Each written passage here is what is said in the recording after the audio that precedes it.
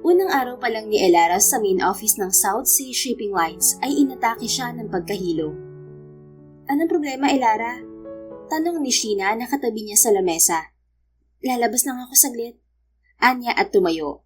Lumabas siya ng customer service office at sana'y patungo sa kantin nang muli siyang nahilo. Nabunggo pa siya sa matigas na katawan ng isang lalaki. Sorry, na-outbalance ako. Anya na nakayuko.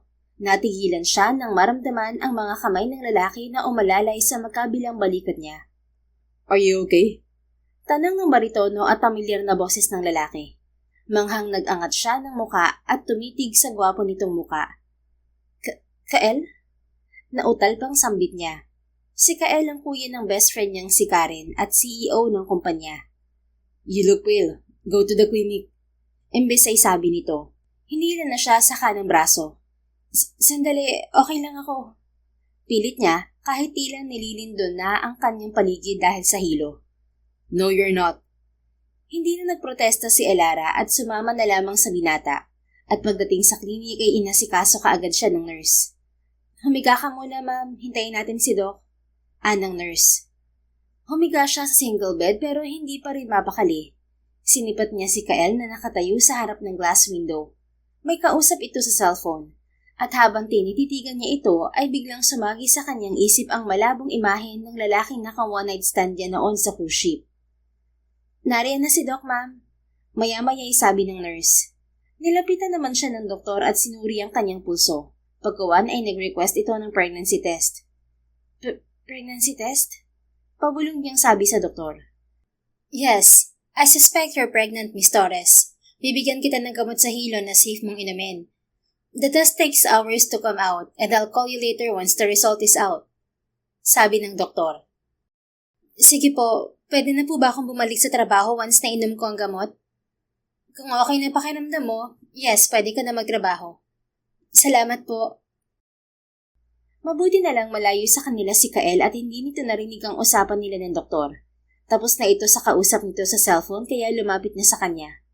Anong sabi ng Dr. Elara? Tanong nito. Nag-abala pang kapain ang kanyang noo. Napakislot siya at inilayo ang kanyang mukha sa kamay nito.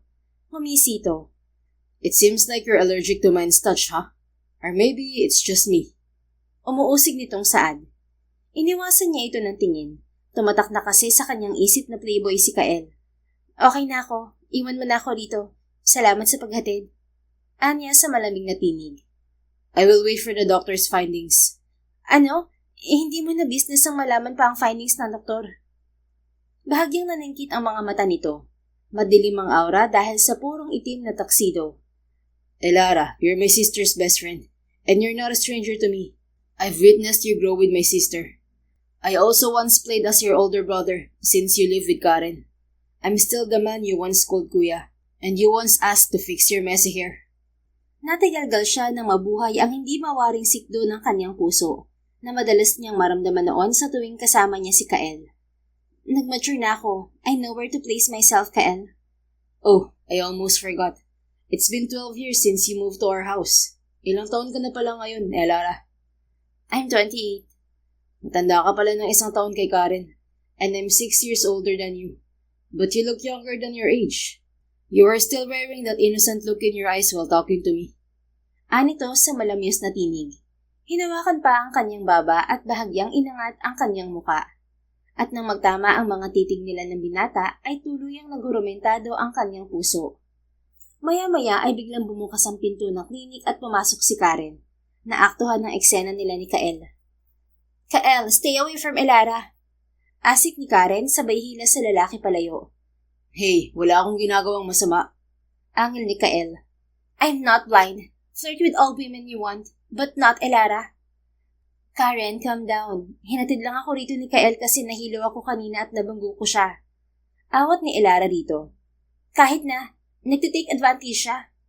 Sinugod pa ni Karen si Kael at itinulak hanggang sa makalabas ng klinik ang lalaki. Pagkawan ay binalikan siya nito. Nabawasan niya ang panig sa mukha nito. Elara, ilang beses kitang pinaalalahanan noon na huwag mo bigyan ng chance ang kuya ko na makalapit sa'yo. He's a womanizer. Hindi na mabilang ang babaeng pinaiyak niya. And I can't afford to see you cry because of him too. Ani Karen, Hinawakan pa siya sa mga kamay. Hindi ko nakalimutan ang payo mo, Karen. Hindi pa nga ako nagkakanobyo dahil sa takot na masaktan eh. Then make sure Kael never gets close to you again. Nangako ka sa akin na hindi ka mai-inlove sa kanya. Ayaw mo magkalapit kami ni Kael pero tinulungan mo akong makapasok sa kumpanya niya. Kasi akala ko mag-i-stay na sa Singapore branch ng kumpanya si Kuya. Pero nagulat ako na bigla siyang bumalik. Nag-duty na rin siya bilang nautical engineer aside sa pagiging CEO. Huwag ka mag-alala, hindi na magkukusang landas namin ni Kael. Promise yan kahit lapitan ka ni Kuya, iwasan mo siya. At once nalaman ko na umiibig ka sa kanya, I swear, hindi kita mapapatawad, Elara. Tipid siyang ngumiti. Matagal na niyang pansin na overprotective sa kanya si Karen. Pero iba-ibang lalaki ang nirereto nito sa kanya. Promise, sabi na lamang niya. Teka, kumusta pala ang pakiramdam mo, Elara? Nagpunta ako sa workplace niyo kanina pero wala ka. Hanap ako ng hanap sa'yo. Mabuti may nakakita sa'yo na pumunta dito sa klinik. Nahilo kasi ako kaya lumabas ako. Pero okay na ako. May binigay na gamot ng doktor. Babalik na rin ako sa trabaho. Nang makuha ang gamot mula sa doktor ay lumabas na siya kasama si Karen. 3:00 na ng hapon bumalik sa klinik si Elara dahil late na nag-text ang doktor. At nang makita ang resulta ng test, ay bigla siyang pinagpawisan ng malamig. Positive? Gilalas niya sambit habang kaharap ang doktor. Yes, Miss Torres. You're 5 weeks pregnant. Kumpirma ng doktor. Tulalang tinitigan niya ang test result. Bumilis ang tibok ng kanyang puso. Hindi kasi niya akalain na magbubunga ang gabing pinagsaluhan nila ng estrangherong lalaki sa cruise ship. Hindi niya maalala ang buong pangyayari dahil sa labis na kalasingan. Salamat, Dok. Pero pwede po bang sekreto lang natin to? Anya ng mahimasmasan. Of course, confidential ang patient's record, unless the company needs it. Pero hindi mo maitatago ang pagbubuntis mo, Elara. Ginupo na siya ng kaba, hindi pwedeng malaman ni Karen na buntis siya. Tiyak na uungkatin nito kung sino ang ama. Hindi naman po bawal sa department namin na buntis, as long as fit to work, Doc. Okay, but you should tell your partner about your pregnancy para makapag-adjust siya at maalagaan ka niya. Partner? Tumango ang doktor. Hindi na siya nagkomento dahil ang totoo ay wala siyang partner. Nagpaalam na lamang siya rito. Paglabas niya ay kumabog ang kanyang dibdib nang masalubong niya si Kael. Are you okay now, Elara? Kaswal nitong tanong. Oo. Anong sabi ng doktor? Kulang lang ako sa tulog at proper nutrition. Pagsisinungaling niya. Uuwi ka na ba? Oo, pero sa bahay niyo ako pupunta kasi naggaya si Karen for dinner. Sumabay ka na sa akin. Uuwi na rin ako. Huwag na. Makakasabay ko kasi ang katrabaho ko. Iniwasan na niya ito. Okay. Take care. Anito. Hindi na siya umimik at diretso ang kanyang lakad. Pagdating ni Elara sa bahay ni Karen ay may ibang bisita ito. Halos puro lalaki. Sinalubong siya nito at hinila patungong hardin. May mga bisita ako na kabababa lang ng barko, Elara. Narito rin ang mga kaibigan ni Kuya Kael na seaman. Naalala mo si Raven? He's here. Eksaheradong ani Karen. Si Raven, yung pinakilala mo sa akin sa cruise ship na seaman? Oo. Hinila siya nito palapit sa mga lalaking nakaupo sa harap ng round table. Raven, Elara's here. Ani Karen. Inilapit pa siya sa gwapong lalaki na nakasuot ng pulang leather jacket. Naalala niya, ito ang naghatid sa kanya noon sa cruise ship cabin na inilaan ni Karen para sa kanya. Bigla siyang kinabahan nang maisip na maaaring si Raven ang lalaking nakaniig niya noon. Hi, Elara. It's nice to see you again. Nakangiting bati ni Raven. Tumayo pa ito at kinamayan siya. Tipid siyang umiti. Nice to see you too. You two should get along. I'll check the food in the kitchen first. Paalam naman ni Karen. Iniwan na sila. Iginiya siya ni Raven paupo sa harap ng nakabukod na lamesa. Inalok siya nito ng red wine pero tumanggi siya. Dito ka ba nakatira, Elara? Tanong ni Raven. Dati, pero lumipat na ako sa bahay na nakuha ko ng hulugan dito sa Pasay City. Kwento ni Karen, since namatay ang nanay mo, pinatira ka niya rito. Meaning nakasama mo rin si Kael? Oo, kasi inabandona na ako ng tatay ko. May pamilya na siyang iba. 16 ako nung tumira ako dito. Pero minsan ko lang nakasama si Kael kasi madalas siyang nasa Singapore. Maaga kasing namatay ang daddy niya kaya tumulong siya sa pagmamanage ng kumpanya habang nag-aaral. Nauna ring namatay ang mami niya. I see. Naging kaklase at kaibigan ko nung college si Kael. Nabigyan din niya ako ng trabaho sa shipping lines nila. At speaking of Kael, bigla itong sumulpot at diretso ang lapit sa kanila. Kinuha nito ang baso ng wine na inalok sa kanya ni Raven at si Nimsim. Since when have you known Elara, Raven? Seryosong tanong nito sa kaibigan.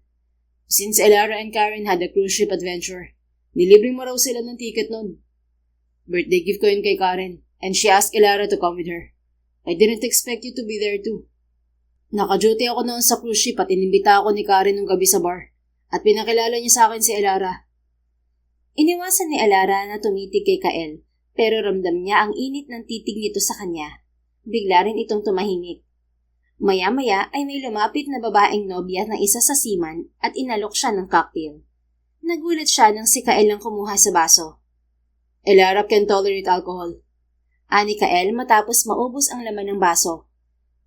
Pero cocktail lang naman yon, giit ng babae. Still, may alcohol pa rin yun. Kung gusto niyang magpakalasing, kayo na lang. Elara just met the doctor earlier and she needs to rest. Don't bother her. Biglang tumahimik, maging si Karen na kalalabas lang ng bahay ay natigilan. Kuya, huwag kang killjoy. Ani Karen nang makalapit sa kanila. Hinarap ito ni Kael. Karen, alam mong kagagaling lang na Elara sa klinik kanina. As her friend, you should give her time to recover. At hindi tamang yayain mo siya sa ganitong gathering na may inuman. Kung patuloy mong gagawin to sa pamamahay ko, lumipat ka sa kondo. Natigalgal si Karen. Hindi ito nakapalag at hinarap si Elara. Sorry Elara, nakalimutan ko na hindi maganda pakiramdam mo kanina. Ihahatid na lang kita mamaya sa bahay mo. Anito. Ako na maghahatid kay Elara. Don't leave your visitors here, Karen. Apila ni Kael. No, I won't entrust Elara to you, brother. Mariing gigil ni Karen. Then let her stay here until morning. Naririndi na ang tenga ni Elara kaya tumayo siya. Tama na, uuwi na ako mag-isa. Pero magdi-dinner pa tayo, Elara. Ani Karen. Wala akong ganang kumain. Gusto ko na magpahinga. Sige, pasasakayin na lang kita sa taxi. Sumunod na siya kay Karen palabas ng bahay. Nagtawag ito ng taxi at pinasakay siya. Isang linggo pa ang lumipas. Napapadalas ang pag-atake ng morning sickness ni Elara kaya madalas siyang absent. Elara, okay ka na ba? Bakit pumasok ka na? 5 days leave ka. Ani Karen nang magkasabay sila sa elevator ng kumpanya. Okay na ako, pero pinalipat ko ang duty ko sa afternoon shift. Sorry, hindi kita nabisita sa bahay mo. Ako kasing ipinalit ni Kuya sa nag-resign na COO kaya nabawasan ng time ko para gumala. Okay lang, bumubuti na rin naman ang pakiramdam ko. Bukas pala may dadaluhan akong party. Isama ka ha? Hindi ko sure kung makakasama ako, Karen. Basta, remind kita ulit bukas ng umaga, okay? Sige. Pagdating sa 7th floor ay naghiwalay na sila ni Karen. Hanggang alas 10 ng gabi ang duty ni Elara. Palabas na siya ng main building nang napansin niya ang cruise ship na nakahinto sa pantalan. Yun ang barkong sinakyan nila noon. Sir, pwede pong makapasok sa cruise ship? May titingnan lang ako. Tanong niya sa lalaking gwardya na naka-duty sa gate ng pantalan. Under maintenance po ang barko na yan. Pero kung papayagan kayo ng crew na pumasok, walang problema. Ng gwardya. Magpapaalam na lang ako sa crew. Pinapasok na siya nito at pagdating sa barko ay sinwerte siya dahil naroon ang babaeng crew na kilala niya. Alec, pwede bang umakyat sa barko? Tanong niya sa babae. Elara, ikaw pala yan. Bakit may kailangan ka ba sa barko? Titingnan ko lang ulit yung cabin na ginamit ko noon. VIP room 109. Ay, naka-private na yun. Pero may keycard ako noon. Halika, sumama ka sa akin. Ani Alec at nagyaya. Sumunod naman siya rito. Ano bang titingnan mo? Tanong nito habang patungo sila sa VIP cabins. Nawala kasi ang kwintas ko na regalo pa ng nanay ko. Mahalaga yun sa akin. Hindi ko kasi mahanap kahit saan sa mga gamit ko. Baka nahulog sa cabin. Kaya pala. Kinuha ni Alec ang keycard sa housekeeping department office. Pagkatapos ay dumiretso na sila sa VIP cabin na ginamit niya noon. Parang hindi nagalaw tong kwarto na to. Pinalitan lang ang bedsheets. Anya nang makapasok sa silid. For VIP officials lang kasi to. Dito ka muna, Elara. May gagawin lang ako sa labas. Sige, salamat. Nang makaalis si Alec ay sinimulan na niya ang paghahanap sa kanyang kwintas. Pati sa ilalim ng kama ay sinilip niya. Are you looking for this? Tanong ng pamilyar na boses ng lalaki na gumulat sa kanya. Ay, kwintas ko nawawala! Tili niya sabay pihit sa kanyang likuran. Nanlaki ang kanyang mga mata nang mamataan niya si Kael na nakatayo sa bukana ng pinto. Hawak ang kanyang kwintas na winawagayway nito. Bakit nasa iyo yung kwintas ko, ha? Balis ang tanong niya. Tuluyang pumasok ang binata at sinipa pasara ang pinto. Napaatras naman siya ngunit sumadsad ang kanyang likod sa dingding. Bakit nga ba nasa akin ang kwintas mo, Elara? Tanong din ito. Itinukod nito ang kanang kamay sa gawi ng kanyang ulo kaya sobrang lapit na ng mukha nito sa kanya. Napalunok siya ng laway nang maisip na posibleng si Kael ang nakaniig niya noon sa silid na yon. Nakita kasi niya ito noong hapon bago siya nalasing sa bar. Sabihin mo sa akin ang totoo, Kael. Ikaw ba ang lalaki na kasama ko noon sa kwartong to? Kabadong kastigo niya sa lalaki. Who else? Pero si Raven ang naghatid sa akin noon.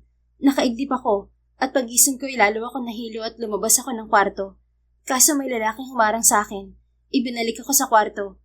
Tapos nawala na ako ng kontrol at hindi maalala ang sumunod na pangyayari.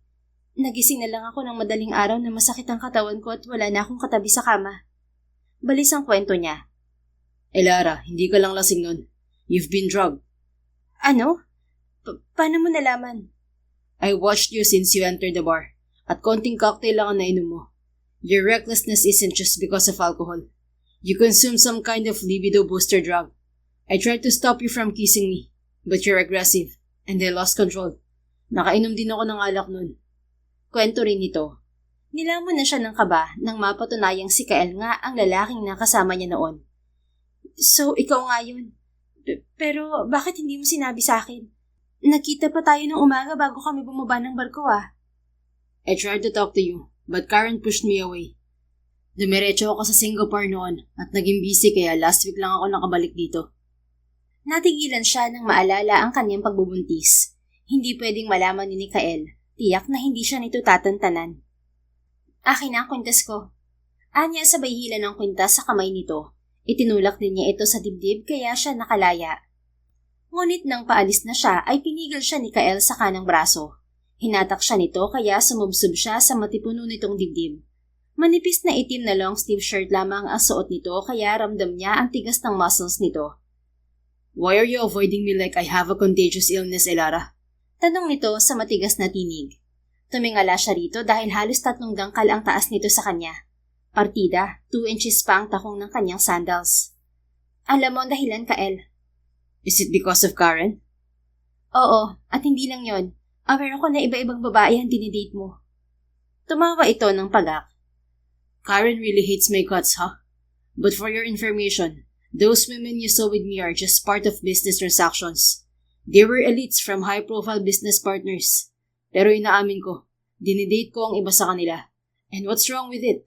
I'm single. I can date any woman I want. Humisi siya sabay waksi sa kamay nitong nakahawak sa kanyang braso. He finally admitted. Hindi mo rin masisisi si Karen kung bakit ayaw niya ako ma-inlove sa'yo. She promised my mother to look after me. At malaki ang tiwala ko kay Karen kasi higit kanyang kilala. Tanging si Karen ang maituturing kong pamilya.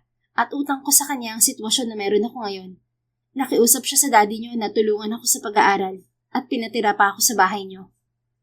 Napailing ang binata. Karen brainwashed you, Elara. She hates me because I haven't given her shares from the company yet. At dahil hindi niya makuha ang gusto niya, pinupunteriya niya ang reputasyon ko.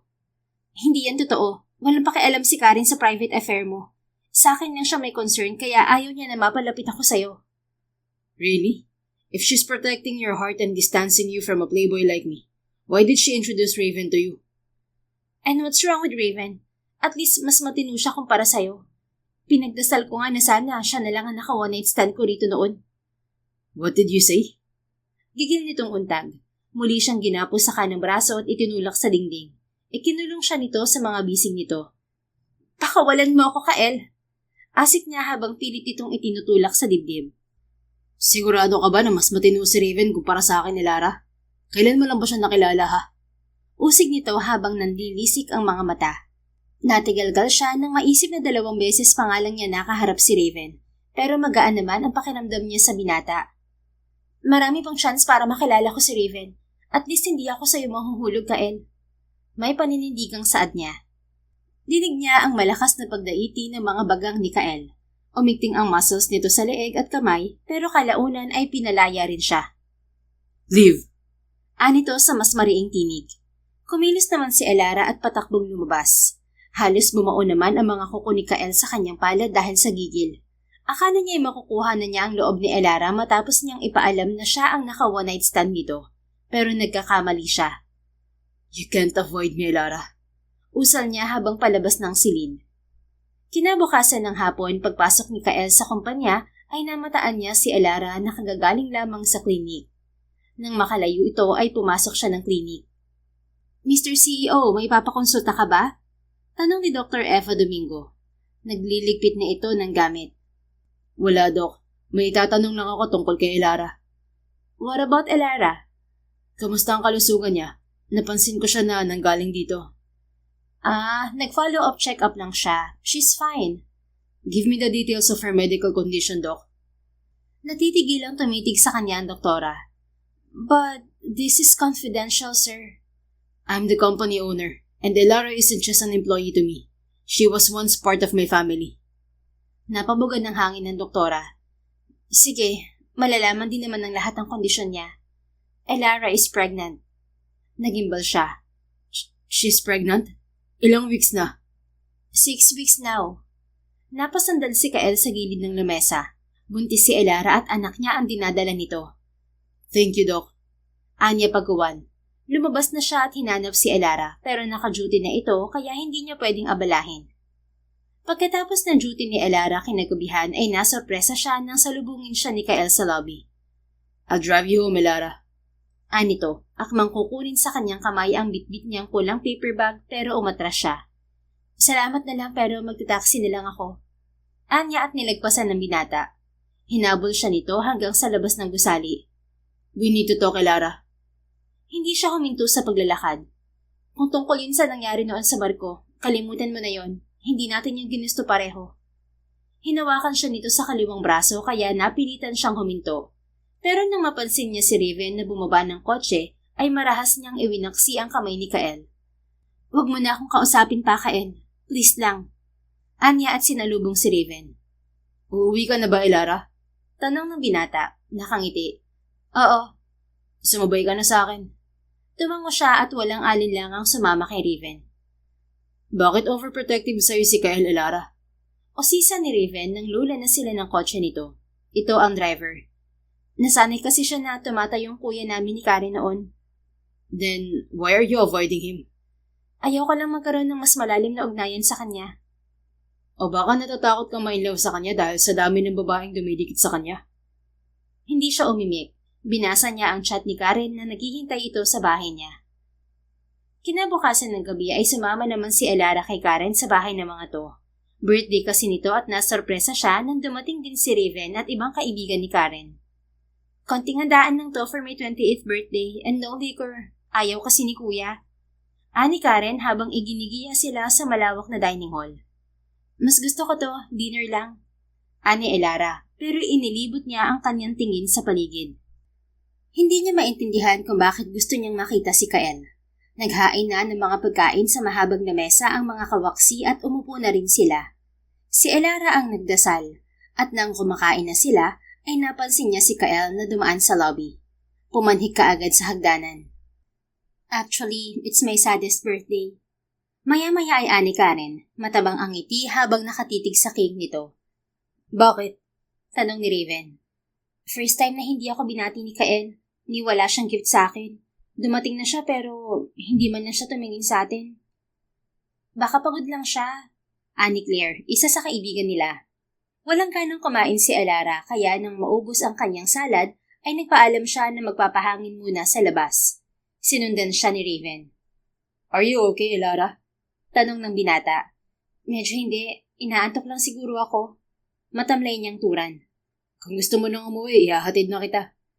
Wag na. Baka magtampo si Karen kung aalis ka agad tayo. Humakbang siya palapit sa swimming pool ngunit bigla siyang natapilok. Mabuti at nahapit ng braso ni Raven ang kanyang bewang.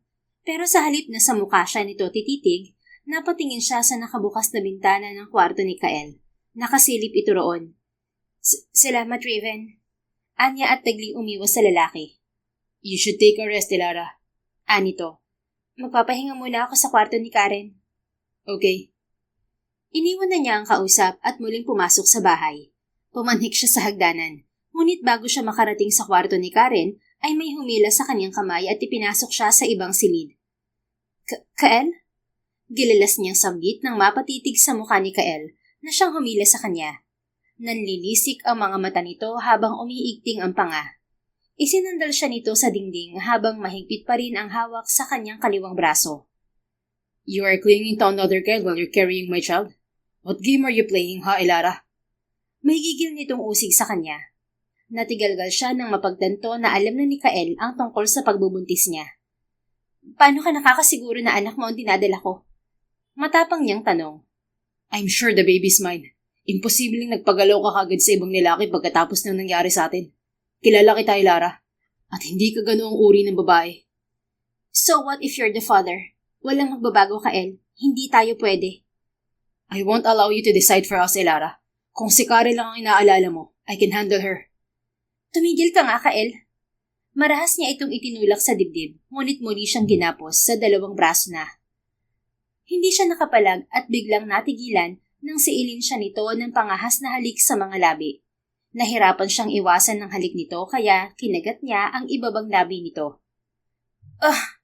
Daing nito. Tumigil din pero hindi siya pinakawalan. Ngumiti pa ito.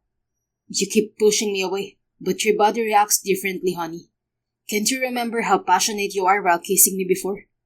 Pilyong anito. Hindi yan totoo. Lasing ako noon kaya hindi ko kontrolado ang kilos ko. Please stop denying, Elara. Noon pa man ay ramdam ko na may lihim kang paghanga sa akin. Napalunok siya ng laway nang maalala na crush din niya noon si Kael. Pero dahil sa Playboy title nito, ay unti-unting naglaho ang paghanga niya rito. Noon yun, Kael. Mas matured na ako ngayon. And I know my worth as a woman. Everyone knows you're every woman's dream guy. But I am an exception. Really? Let's see if you can still say that soon. I won't let you avoid me again, Elara. Ngayon pa ba na dinadala mo ang anak ko? Wawasakin ko lahat ng hahadlang sa atin. Even my spoiled brat sister. Puno ng determinasyong saad nito. Nilamon na ng kaba ang kanyang puso at nagatungan iyon nang marinig niya ang boses ni Karen. Tinatawag siya. Itinulak niya sa dibdib si Kael ngunit muli siya nitong hinalikan. Nasampal tuloy niya ito sa pisngi. Baliw ka ba? Paano kung biglang pumasok dito si Karen at makita tayo? Ngumisi pa ito. Karen knew she couldn't enter my room without my permission. Kahit na. Maya-maya ay kumatok na si Karen sa pinto ng kwarto ni Kael. Tinatawag ang kapatid nito. Kuya, nariyan ka ba? Tanong ni Karen. Patuloy ang pagkatok sa pinto. Napapiksi si Elara nang hilahin siya ni Kael sa kanang braso at ipinasok sa walk-in closet nito. Pagkuhan ay hinarap nito si Karen. What do you want? Dinig niyang tanong ni Kael sa kapatid. Galit pa. Sorry sa abala. Hinahanap ko kasi si Elara. Wala siya sa kwarto ko eh. Wala rin sa guest room. And what's on your mind to ask me about your missing friend? Nagtatanong lang naman ako baka nakita mo siya. Obviously not. Go back to your party and don't disturb me. Huwag din kayo maingay. Napakistot si Elara dahil sa pabalyang pagsara ng pinto. Nabaling naman ang kanyang atensyon sa open clothes organizers. Nilapitan niya yon at kinuha ang pamilyar na navy blue shirt. Ito yung nirigalo ko noon kay Kaela. Akala ko pinamigay niya to kasi masikip sa kanya. Anya. Maya-maya ay pumasok si Kael. Nahuli siya nito na hawak ang suit nito. Naalala mo pa ba ang suit na yan, Elara? Dagli niyang ibinalik ang damit sa organizer. Akala ko pinamigay mo na yan. Hindi naman kamukha siya sa'yo ang suit. Sinusuot ko paminsan-minsan yan. Kahit nagmumukha akong suman dahil sa sikip. First gift mo yan sa akin ng birthday ko kaya bakit ko ibibigay sa iba? Manghang tumitig siya sa nakangiti nitong muka. Akala ko hindi mo na-appreciate ang mga maliliit na regalo. Mura lang ang bili ko sa suit na yan. Elara, the true gift is not just about the cost you spent on it. It's about the effort, the willingness to present things to someone important to you. Kahit simpleng bagay na walang presyo, kung mula sa puso mong pagbibigay, isa yung makabuluhang regalo. In some cases, nakadepende rin sa taong tumatanggap ng regalo kung paano niya yun ma-appreciate. For me, having a small gift from you is priceless. Actually, after the last gift you gave me, I was hoping for more. But you haven't given me anything. Bahagya siyang napayuko nang lamunin ng guilt ang kanyang puso. Sinadya niyang iwasan si Kael. Itigil ang effort niya para maging close sila dahil ayaw niyang madismaya sa kanya si Karen. Sorry, kailangan natin tanggapin na nagbabago ang lahat. Binibigyan lang kita ng regalo noon bilang parte ng pasasalamat at utang na loob ko sa daddy mo. Nakapagtapos ako ng accountancy dahil sa kanya. I understand, Lara. Pero hindi ako aware na graduate ka ng accountancy. Hindi ba nursing ang kurso mo noon? Nag-shift ako ng course kasi sabi ni Karen, nahihirapan ako makahanap ng trabaho. Siya ang pumili ng accountancy kasi sabi niya, magtatrabaho ako sa kumpanya niyo. Pero bakit napunta ka sa customer service? Na-stress kasi ako sa accounting department, kaya nagpalipat ako sa customer service. Hindi ka ba stress sa CS department? Hindi, kasi ako nag-handle ng bookings. Mas gusto kong mag-assist ng clients. That's weird. But if you want another job, you can transfer to my office as my staff. Hindi pwede. Mariing tanggi niya. Why not? Takot ka bang mapalapit pa sa akin at baka ma-inlove ka? Pinukol niya ito ng mariing titig. Pagkuwan ay tinalikuran niya ito. Aalis na ako. Baka nabaliw na si Karen kakahanap sa akin. Anya at naglakad. Ngunit hindi pa siya nakakarating sa pintuan ay pinigil siya ng mahigpit na yakap ni Kael buhat sa kanyang likuran. The more you avoid me, the more I will chase you, Elara. Gagawin ko lahat na makakaya ko makumbinsi ka lang na karapat-dapat akong maging ama ng anak mo. Maotoridad nitong bulong sa likod ng kanyang tenga. Bigla siyang kinilabutan, ngunit may kasamang nakapanlulumong init na epekto ng yakap ni Kael. Ang maskulado nitong katawan ay halos sakupin siya at hindi siya makagalaw. Alam ko nagiging desperado ka lang dahil sa baby, Kael. Huwag ka mag-alala. Wala kang lilinguning responsibilidad. Palalakihin ko mag-isa ang anak ko. I disagree. I won't allow you to raise my child alone. Nagpumigla siya at hinarap si Kael, ngunit hindi siya nakapagsalita nang halikan siya nito sa mga labi. I don't want to hear any disagreement from your mouth, honey. You and the baby are mine, at hindi mo ako matatakasan. Anito nang lubayan siya ng halik, umatras din ito. Napabuga siya ng hangin at walang imik na lumisan. Paglabas ni Elara ng kwarto ni Kael ay bumaba siya ng hagdanan. Sinalubong na siya ni Karen na balisa. Elara, saan ka nang galing? Kanina pa ako hindi mapakali kakahanap sa iyo ah. Ani Karen, naglakad-lakad lang ako at tumambay sa terrace ng guest room. Pagsisinungaling niya. Naroon ko pala kanina, hindi kita napansin. Sorry Karen, inaantok na ako. Uuwi na ako. Sige, sumabay ka na lang kay Raven, uuwi na rin siya. Tumango na lamang siya, pagkuwan ay sumama siya kay Raven. Lunes ng umaga ay nagtungo si Elara sa ospital para sa ultrasound niya at OB consultation. Nang makuha ang reseta ng doktor, ay lumabas na siya ng klinik. Ngunit nagulantang siya sa presensya ni Kael, na nakaupo sa bench sa labas ng klinik. Kael, anong ginagawa mo dito? I tracked your location on my phone. Tura nito, tumayo na at nilapitan siya. Nakasuot pa ito ng black suit. Ano? Paano mo na-track ang phone ko? Nakalimutan mo na ba na akong bumili ng cellphone mo? Pinabili yun sa akin ni Karen sa Singapore last month. At bago ko ipinadala sa kanya, nilagyan ko ng tracking application ng phone. Bakit mo naman ginawa yun? Matagal ko na itong ginagawa kahit kay Karen. Nangako kasi ako kay Daddy bago siya nawala na babantayan ko kayo ni Karen. Dad treated you as his own daughter too, since you live in our house. Kaya kahit saan kayo magpunta ni Karen, malalaman ko. Nagigimbal man, ngunit hindi niya naisip na mali ang ginagawa ni Kael. Unti-unti ay bumabalik ang paghanga at tiwala niya rito. Pero hindi mo na dapat ako sinundan dito. May trabaho ka pa. Anya na naiilang. I can manage my work. Mas mahalaga sa akin ang kaligtasan niyo mag-ina. Maya-maya ay ginupo siya ng kaba nang maisip niya si Karen. Hinila niya sa kanang braso si Kael at nagtungo sila sa mas tagong pasilidad. Hindi pwedeng basta mo na lang ako susundan at lalapitan, Kael. Nagiging OA na si Karen. Halos oras-oras niya akong tinatawagan at inaalam ang ginagawa ko. Baka nahahalata niya ang paglapit mo sa akin. Nababahalang Anya. Relax. Karen was just scared you would fall for me. Kasi akala niya, paluluhain lang kita. But I will prove her wrong, Elara. Kung walang tiwala sa'yo si Karen, paano pa ako? Your sister knows you better than I do. It's up to you whether you will trust me or not. But please, don't hate me because your friend hates me too. Alam ko ramdam mo sa puso mo na hindi ako kasing sama ng sa kwento ni Karen. Being marked as playboy doesn't mean it's certain. Minsan gawa-gawa lang ng tao ang impresyon nila sa kapwa dahil yun lang ang nakikita nila at gustong paniwalaan.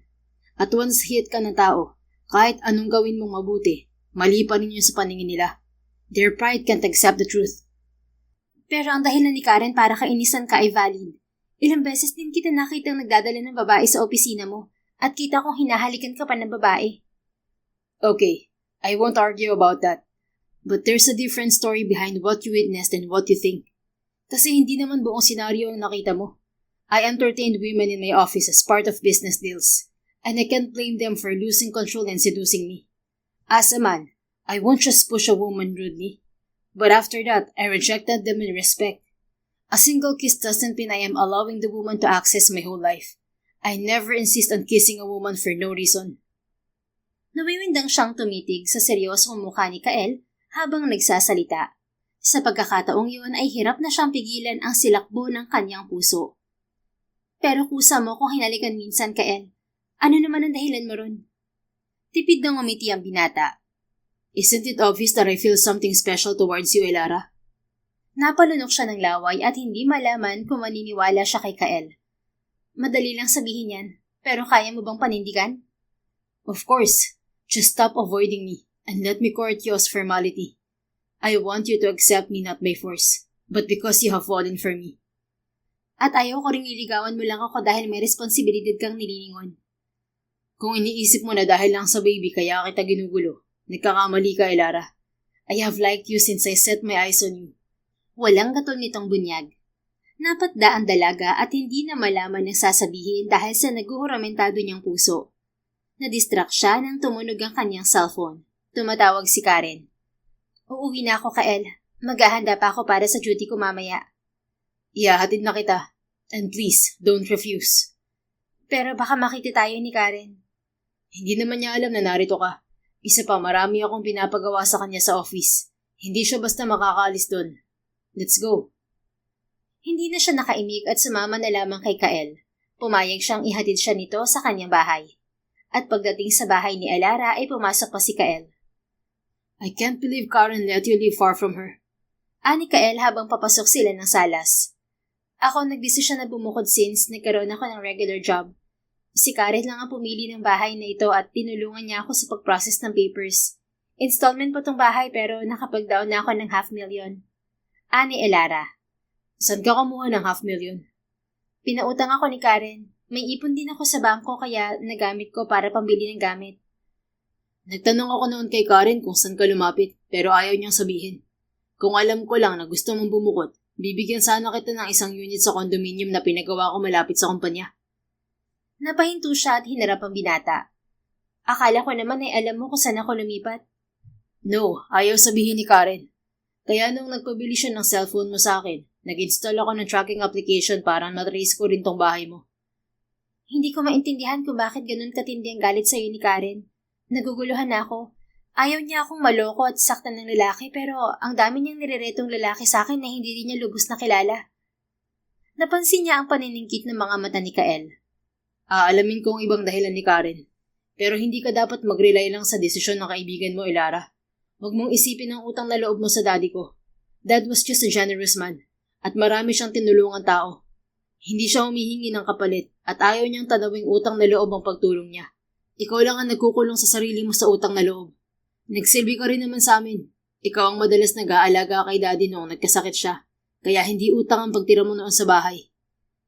Napagtanto rin niya na tama si Kael. Pero hindi pa rin niya kayang biguin si Karen. Ayaw niyang magalit ito sa kanya at itaboy siya bilang kaibigan. Pasensya ka na, Kael.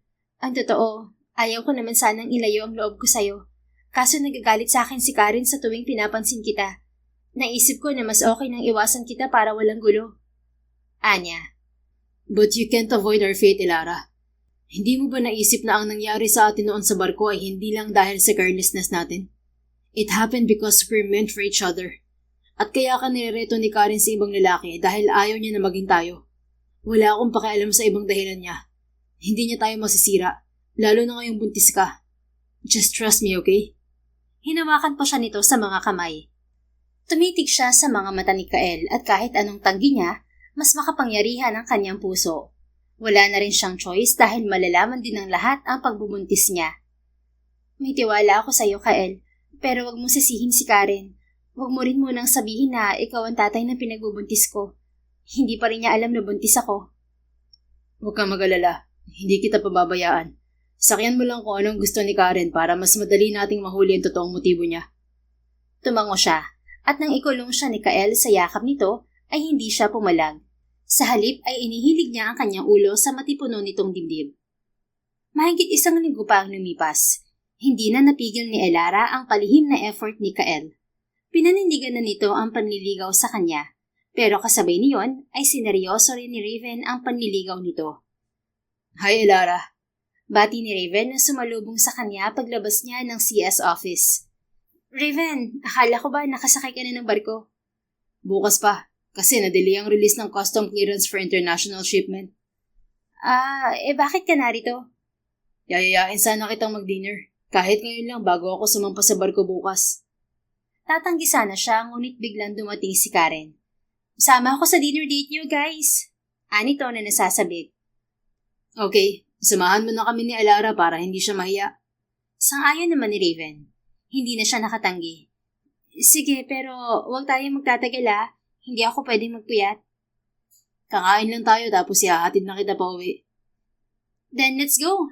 Gutom na ako Ani Karen, hinila pa sa kamay si Elara. Napasunod na siya sa kaibigan. Pagdating nila sa lobby ay napansin ni Elara si Kael nakalalabas lamang ng elevator. Nakatingin sa kanila. Hindi naman sila nito pinigil pero nang makaalis na sila ay nagchat ito sa kanya. Sinabing hihintayin umano siya sa kanyang bahay. Sa bar na lang tayo pumunta, Elara. Namiss kong uminom ng cocktail. Ani Karen nang lulan na sila ng kotse ni Raven. Magkatabi sila nito sa backseat. Ayoko sa bar. Kung doon tayo pupunta, uuwi na lang ako. You're acting so weird, Elara. May iniinda ka bang sakit? Okay lang ako. Ayoko lang talaga ma-expose ulit sa alak. Dahil ba yan nung nalasing ka ng husto sa barko? Naalala niya bigla ang sinabi ni Kael na hindi lang siya basta nalasing noon. May gamot na nahalo sa inumin niya. Alam mo namang mahina ang katawan ko sa alak, Karen. Sige, kakain na lang tayo. Pagdating sa restaurant na napili ni Raven ay kaagad silang nag-order ng pagkain. Hindi makapag-focus si Elara dahil panay ang chat ni Kael. Naroon na umano ito sa labas ng bahay niya. Kailan mo naman sasagutin ang panliligaw ni Raven, Elara? Nag-extend pa siya ng leave para lang makasama ka. Maya-maya ay tanong ni Karen. Sinipat niya ito at sa pagkakataong yun ay may naramdaman siyang inis sa kaibigan. Wala pa ako sa mood makipagrelasyon, Karen. Gusto ko munang mag-focus sa trabaho at health ko. Turan niya sa malamig na tinig. Hindi naman magugulo ang trabaho mo kung magkakanobyo ka. 28 ka na, dapat maikasal ka na bago ka mag-30. Sa halip na mag-alala ka sa status ko, bakit hindi mo muna unahin ang sarili mo, Karen? Wala ka pa ring boyfriend. Buwelta niya sa kaibigan. Matabang nang umiti si Karen, hindi umimik. Nang dumating ang order nilang pagkain ay kumain na sila. Konti lang ang nakain niya dahil sinisikmura siya. At nang tumayo siya ay bigla siyang nahilo. Elara! Huling narinig niyang sigaw ni Karen bago tuluyang nagdilim ang kanyang paligid. Nang muling magising si Elara ay nasa ospital na siya pero si Kael na ang namulatan niya. Kael? Anong nangyari? Nanghihina niyang tanong. Pinigil siya nito sa pagkilos.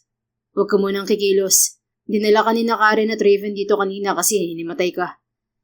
Pero bakit ikaw ang narito? Nasaan si Karen? Sumali silang ako. Umalis saglit si Karen at nagbayad ng hospital bill. I tracked your phone and I found you're here. Hindi mo kasi sinasagot ang tawag ko. Baka maabutan ka ni Karen.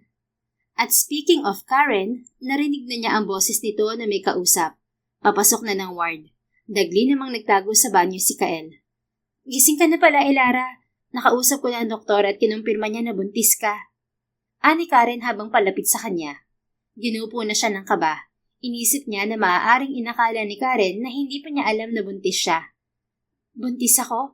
Akala ko dahil lang to sa puyat. Anya, kunwari ay hindi pa siya aware. Sabihin mo sa akin, Elara, sino ang ama ng baby mo? Usig ni Karen na may wang pa. Hindi siya nakaimik nang mapansin niya si Kael na lumabas ng banyo. Dahan-dahang lumabas ng ward. Kwan, hindi ko maalala. Nalasing kasi ako ng sobra nung nasa cruise ship tayo. Balis ang tugon niya. Alam ko na kung sino. Si Raven. Siya ang inutusan ko noon na ihatid ka sa cabin at hindi na siya bumalik sa bar. Hindi ako sure. Hindi bale. Malalaman din natin kung sino talaga ang tatay ng anak mo once nanganak ka. Pero sure ako na si Raven. At huwag ka mag-alala, tutulungan kita. Pero mas okay kung sagutin mo na ang paniligaw ni Raven. Para at least hindi lalaking walang tatay ang anak mo. Karen, salamat sa concern. Pero hindi ako kakapit sa lalaki para lang may makatuwang ako sa pagpapalaki sa anak ko.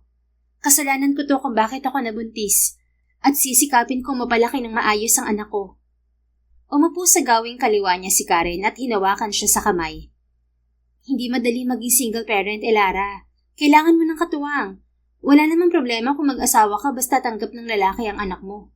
Pero bakit ka pa maghahanap ng iba kung nariyan naman si Raven? Wala ka namang ibang nakasamang lalaki nung gabi sa barko kundi si Raven. Hindi pa niya alam na buntis ka kasi hinatid lang niya tayo kanina at kailangan niya mag-report sa shipping line headquarter. Pero hindi ko gusto si Raven. Kahit pa siya ang ama ng anak ko, ayokong tangkapin siya dahil lang sa bata. Ano ka ba? Love will follow. Ang mahalaga may partner ka. Hindi na siya nagkomento at tuluyang umupo. Bumubuti na rin ang kanyang pakiramdam. Pwede na ba tayong umuwi? Gusto ko magpahinga sa bahay. Anya pagkuwan. Sige, madi-discharge ka na rin naman. Binayaran ko ng hospital bills mo. Ani Karen. Nang may pumasok na nurse, ay pinatanggal na niya ang kanyang swero. Umalis din sila ni Karen at hinatid siya nito sa kanyang bahay. Iwan mo na ako rito, Karen. Anya nang papasok sila sa lobby. Kaya mo bang mag-isa? Oo naman, matutulog lang naman ako. Sige, kapag kailangan mo ng tulong, tawagan mo lang ako Tumango siya. Okay, pakisara na lang ang gate paglabas mo Sure. Umalis din si Karen at lumulan muli sa taxi na sinakyan nila. Pinaghintay kasi nito ang driver. Isasara na sana ni Elara ang pinto nang may bumusinang sasakyan sa labas. Muli siyang lumabas. Kael? Manghang sambit niya nang mamataan niya si Kael na bumaba ng itim na kotse. Open the gate, Elara. Anito. Lumapit naman siya sa gate at binuksan yun. Bakit nagpunta ka pa rito, Kael? You need company. I will stay here until morning. Pumasok na ito at ito na ang nagsara ng gate. Baka biglang pumunta rito si Karen bukas. Bakit ba takot na takot ka kay Karen? She was just ruining your mind, Elara. Ayoko lang masira ang pagkakaibigan namin. Do you think Karen thinks that too? She's the one who's dragging you into the situation you don't like. At ngayong alam na niya na buntis ka, ipipilit niya na si Raven ang ama para lalo kang matali sa kung anong gusto niya. Hinarap na siya nito. Naisip niya na tama si Kael. Hindi na rin niya gusto ang pagmamanipula ni Karen sa buhay niya, na para bang wala siyang choice kundi sundin ang gusto nito. Naintindihan ko, pero natatakot ako. Honestly, ikaw ang problema, Elara. Masyado kang devoted sa pangako mo kay Karen, kahit labag na sa loob mong sundin siya. She's not carrying your future, so please stop relying on her. Once I've done digging into her true motives, I swear, she will pay for every manipulation she does to you. Sa pagkakataong yun ay lamang na ang simpatya niya kay Kael. Sa halip na matakot sa anumang binabalak nito, lalo pa siyang nagtiwala rito. Lumapit siya dito at yumakap. Salamat, Kael. At sorry kasi pinilit kong itatak sa isip ko na hindi ka deserving mahalin. Kahit na gusto na kita noon. Hindi natimping pag-amin niya. Do you mean you like me too? May pananabik nitong untag. Tumingala siya at ngumiti. Oo, at nahirapan akong iwasan ka kaya naisip kong umalis sa bahay niyo. Kasi mabigat sa loob ko na iwasan ka kahit madalas kitang nakikita. Nakumbinsi akong kalimutan ang nararamdaman ko sa'yo kasi maraming pictures mo na pinakita sa akin si Karen na may kasama kang babae. Kaya nakumbinsi ako na playboy ka nga. Umigting ang panga ni Kael sa gigil. Namumuro na sa akin ng babaeng yun. Nataranta siya nang maramdaman ang galit ni Kael. Ayaw niyang masira ang relasyon ng magkapatid nang dahil sa kanya. Kael, please, huwag mo saktan si Karen. Gusto lang niya akong protektahan kasi nangako siya sa mama ko na hindi niya ako pababayaan. Samo niya. Pero wala na sa ayos ang ginagawa ni Karen. Noong una, iniisip ko na baka dahil lang sa company shares kaya siya galit sa akin. Pero sa'yo lang naman niya ako sinisira. Naiinis din siya sa ibang babae na lumalapit sa akin. Pero hindi siya kasing uuay ng reaksyon niya pagdating sa'yo. Kasi nga may care siya sa akin at ayaw niyang magdusa ako sa piling mo. Ang nakapagtataka lang, bakit parang sure siya na papatulan mo ko? Matiim na tumitig sa kanyang mga mata si Kael. Karen knew that I like you, Elara. Bunyag nito. Nanlaki ang kanyang mga mata sa pagkawindang. Sinabi mo ba sa kanya na gusto mo ako? Oo, at nagpaalam ako na nililigawan kita. Simula noon nagalit na siya sa akin at pilit inilalayo ang loob mo sa akin. At nung pagbalik ko mula Singapore, wala ka na sa bahay. Lumipat ka na. Sinabi ko rin sa kanya na bigyan ka ng posisyon sa kumpanya. I reserved the accounting manager position for you. Nagimbal na naman siya. Walang sinabi sa akin si Karen na may job offer mula sa kumpanya niyo para sa akin. Ilang beses ko siyang tinanong kung pwede ako magtrabaho sa kumpanya niyo. Pero sabi niya walang available. 2 taon ako naghintay habang nagtatrabaho ako sa bangko. At last year, biglang binigyan niya ako ng trabaho sa accounting department niyo. Pero wala ka sa Pilipinas. Nakafocus ka sa Singapore company branch at nag-duty ka sa barko, kaya hindi ka umuwi dito. Hindi ko maintindihan, pero may mali kay Karen. Okay naman siya sa akin since tumira sila ng nanay niya sa bahay. Sobrang lambing pa nga niya sa akin. Aware ako na iba ang nanay ni Karen. Pero hindi siya nagkwento kung anong sitwasyon ng pamilya niya noon. Basta sabi niya, masaya kayo. Sinipat ni Kael ang oras sa suot nitong relong pambisig. 10:00 na, let's get inside, Elara. Anito at bigla siyang binuhat. Hoy, ibaba mo ako, Kael. Kaya ko maglakad. Nagpupumiglas niyang protesta. Huwag kang malikot, mahina ang katawan mo, at pansin ko na hirap kang mamanage yung morning sickness mo.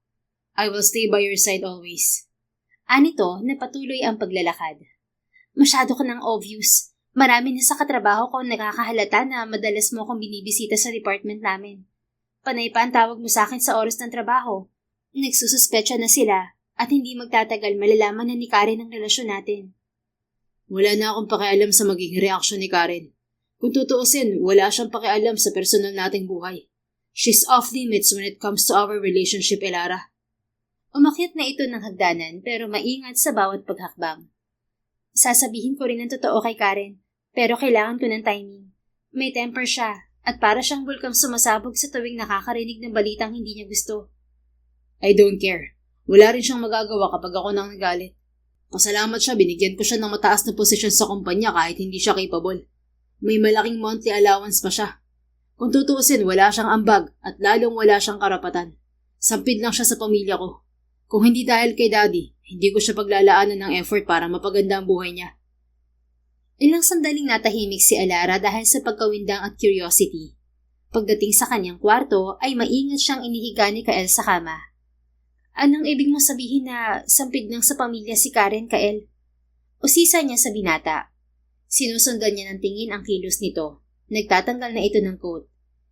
Hindi ba sinabi sa'yo ni Karen na stepsister ko lang siya? Ano? Stepsister mo lang si Karen? Napapaupong Anya. Yes. Since my mother died, my dad never dated a woman. Until she met Karen's mother in a bar. Isang waitress sa bar noon ang nanay ni Karen. 12 years old si Karen nung inuwi sila ni Daddy sa bahay. Against pa ako noon kasi marami ang nagsabi na gold digger ang nanay ni Karen. Naging mabait siya sa akin at napatunayan kong mali ang chismis tungkol sa kanya. Kaya hindi ako tumutol nang pakasalan siya ni Daddy. I owe her for taking care of my father and me. But she died because of cervical cancer. Before she died, she asked me a favor. To look after Karen. Inosente pa noon si Karen at careless. Kaya tumayo akong parang totoong kuya sa kanya. At nung namatay rin si Daddy, nangako rin ako na hindi ko pababayaan si Karen. Nailagay ni Daddy sa last will niya na 10% ang makukuhang shares ni Karen mula sa kumpanya. Pero kailangan muna niya magpakasal. Oh my God, hindi sinabi ni Karen ang totoo sa akin. Ang buong akala ko ay half siblings kayo. Nabanggit niya sa akin ng tungkol sa company shares niya at naiinis siya kasi maliit lang ang mapupunta sa kanya at may kondisyon pa. Kung gusto talagang makuha ni Karen ang shares niya, dapat noon pa nagpakasal na siya. Pinakilala ko siya sa anak ng isa sa business partners namin pero ayaw niya sa lalaki. She keeps fooling around, acting like a spoiled brat to upset me. I thought she was just mad at me because of the shares.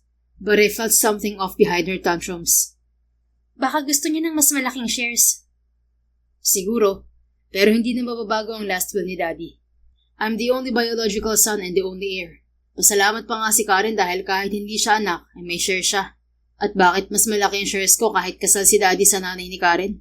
Kasi majority stockholder ang mami ko. At siya ang bumili ng shipping lines na unang itinatag sa Singapore.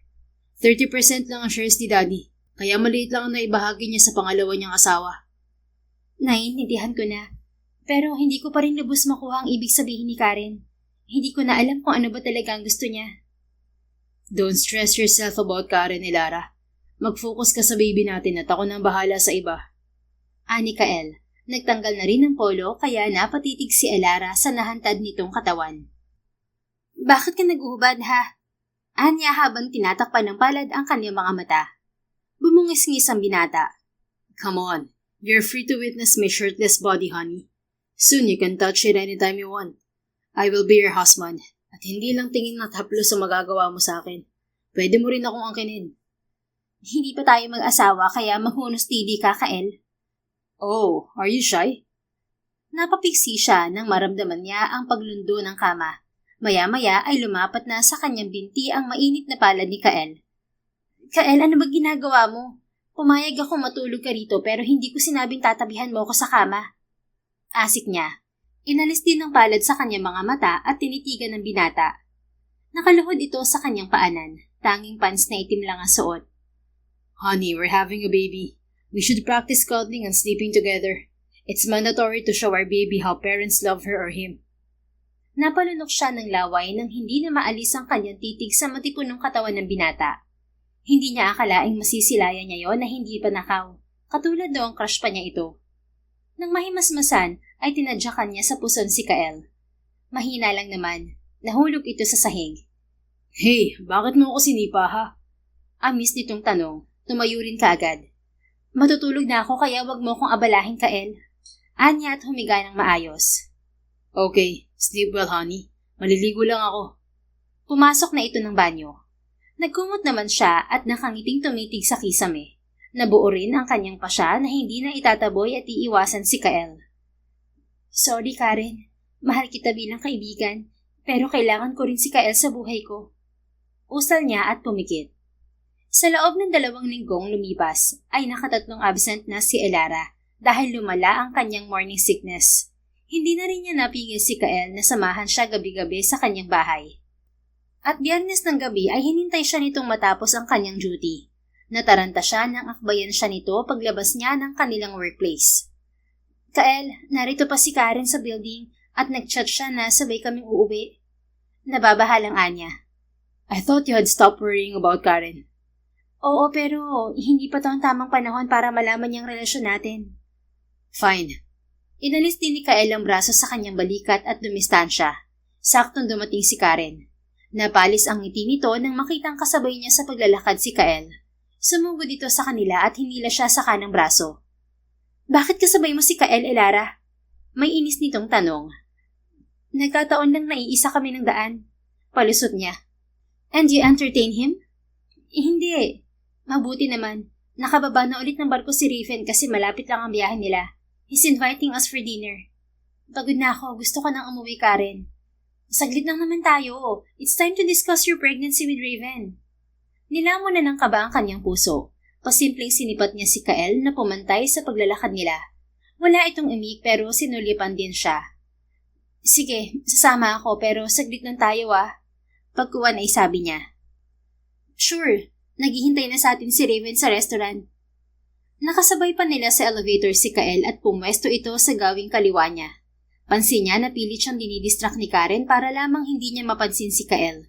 Pero makulit ang binata. Pasimpleng inaabot ng kamay nito ang kanyang kamay. Hindi magtatagal ay mahahalata na ang paglobo ng tiyan mo, Elara. Dapat sagutin mo na si Raven para walang magtanong kung sino ang tatay ng anak mo. Ani Karen. Hindi siya umimik dahil nakafocus siya sa kiliting dulot ng haplos ni Kael sa kanyang palad. Hindi ito nakatiis at sumuot pa ang kamay sa slit ng kanyang skirt. Napakislot tuloy siya.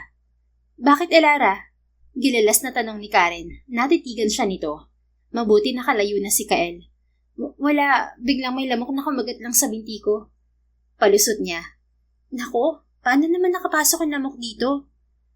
Baka may nakabukas na bintana o pinto. Nang huminto ang elevator ay naunang lumabas si Kael pero nagchat ito sa kanya. Hihintayin umano siya ng lamok sa kanyang bahay. Bigla siyang natawa, bagay na napansin ni Karen. What's funny, Elara? Wala, may nabasa lang ako nakakatawa sa social media. Anya. Pagkawan ay lumula na sila sa kotse ni Karen. Bihira nito gamitin ang kotse nito dahil mas gusto nitong gamitin ang motorsiklo nito. Pagdating sa restaurant kung saan naghihintay si Raven ay nagyaya kaagad si Elara na kumain. Nakapag-order na rin kasi ng pagkain si Raven. Nabasa mo ba ang chat ko, Raven? Tanong ni Karen sa binata.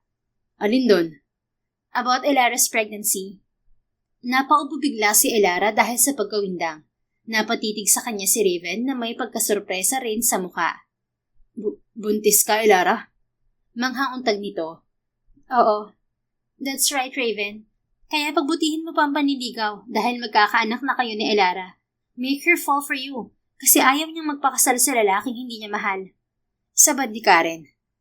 But I didn't touch Elara. Pag-amin ni Raven na nagpataranta rin kay Elara. What did you say? Paano hindi mo ginalaw si Elara? Ikaw ang inutusan ko maghatid sa kanya sa kabina.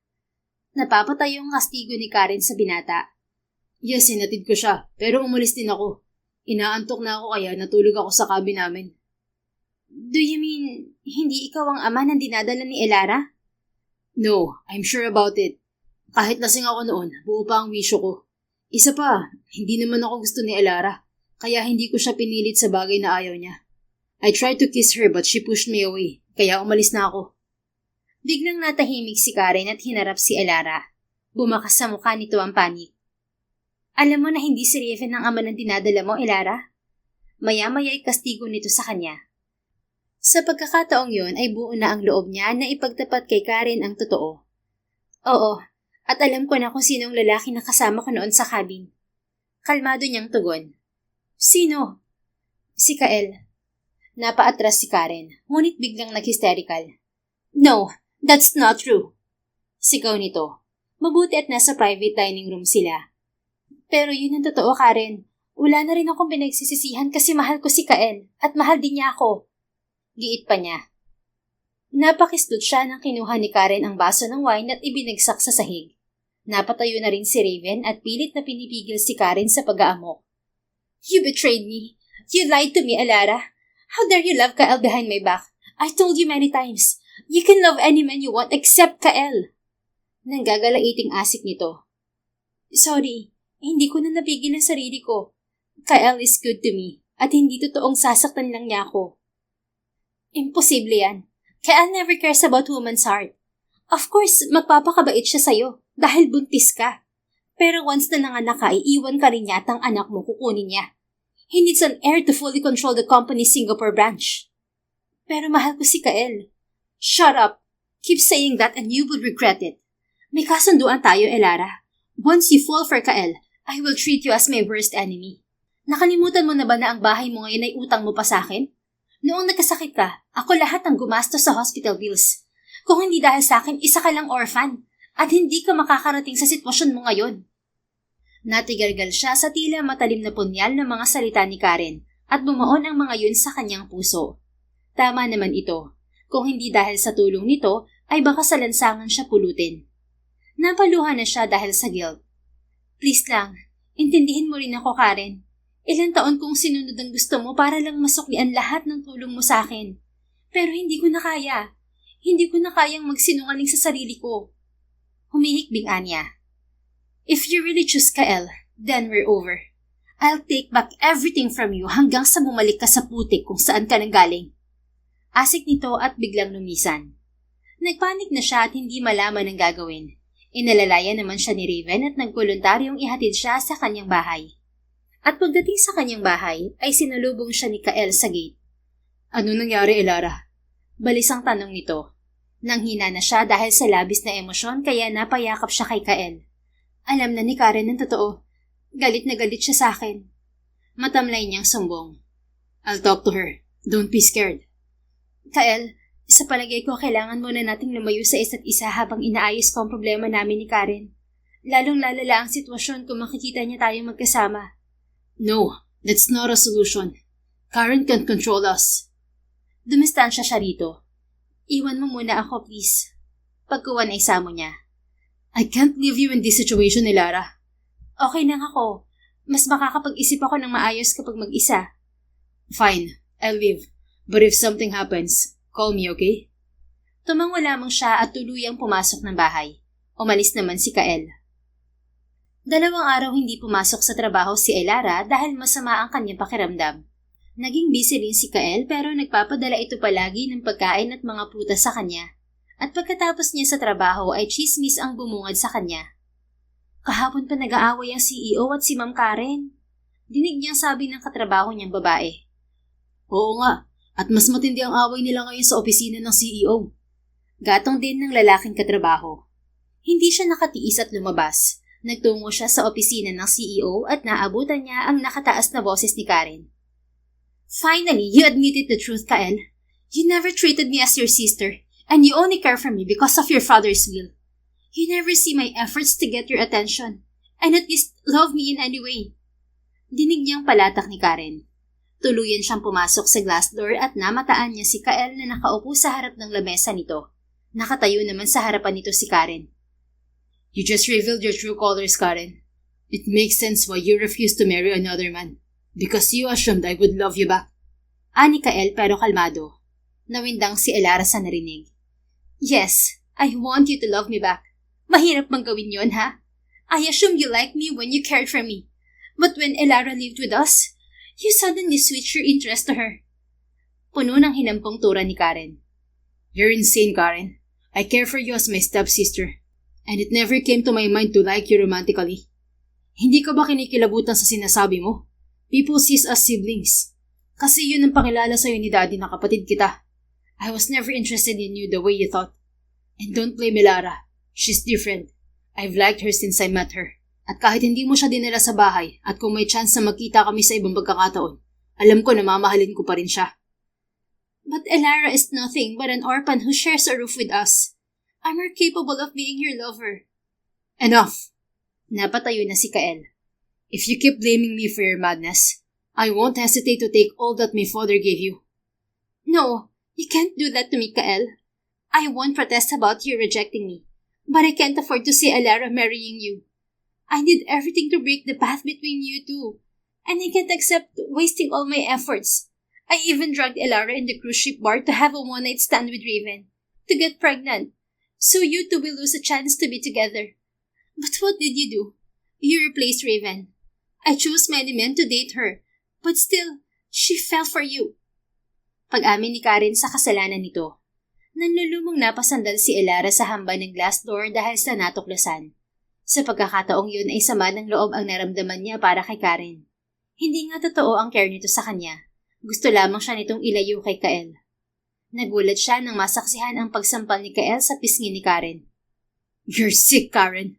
This time you pushed my limit. And I won't spare you from ruining my reputation and manipulating Elara's mind to avoid me. I should have had her years ago, if you didn't interfere. And do you think you deserve to be part of my family's fortune? No, you can get nothing this time. Naghihimagsik ng asik ni Kael. Nataranta na si Karen at biglang napaluhod sa harapan ni Kael. Mugto na ang mga mata nito kakaiyak. Kael, I'm sorry. Ikaw na lang ang pamilya ko. Huwag mong kunin ang maliit na shares na iniwan ng daddy mo sa akin. For the sake of my mother, please spare me. Samo nito. Spare you? After what you did to Elara? You toyed with us. I'll give you your shares but leave my life for good.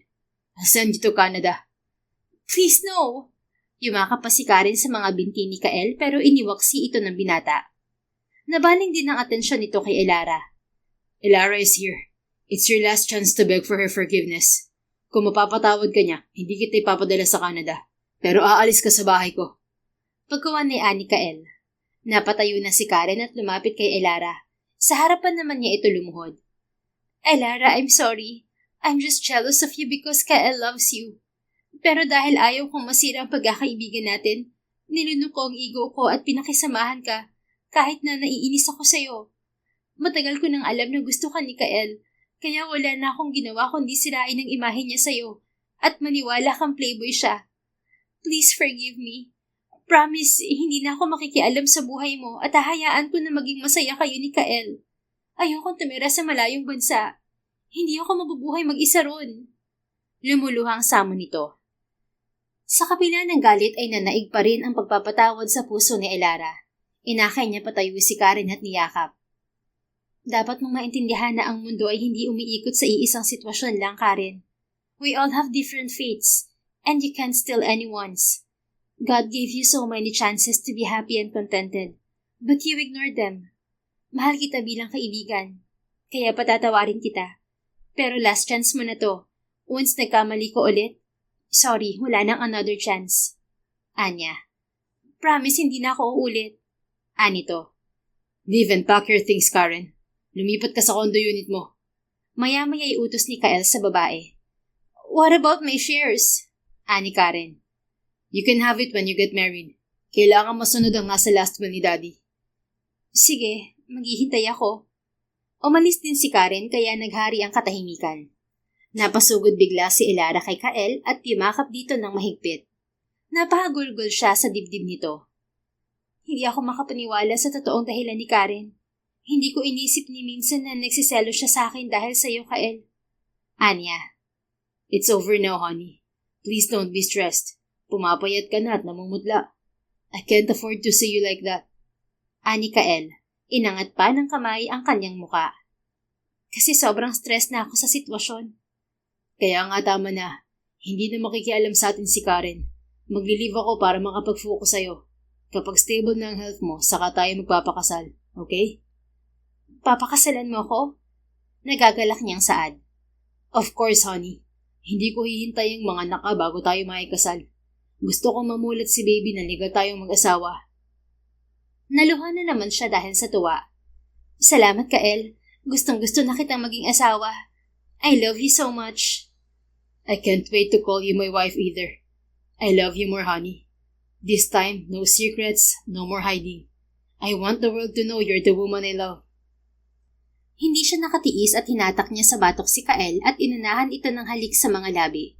Sabik naman itong tumugon kaya tumagal ang kanilang halikan. Matapos ang problema kay Karen at mapaalis ito sa bahay ni Kael, ay sumama na si Elara sa binata.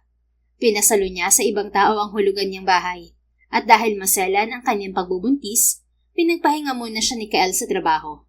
Hands-on naman ito sa pag-aalaga sa kanya. At nang malusog na siya at ang baby, ay nagpakasal din sila sa simbahan. Nagpakasal na rin si Karen, kaya nakuha nito ang company shares. The end. If you enjoyed this story, please don't forget to like, subscribe, comment, and share. Your support helps us reach more people and spread the love.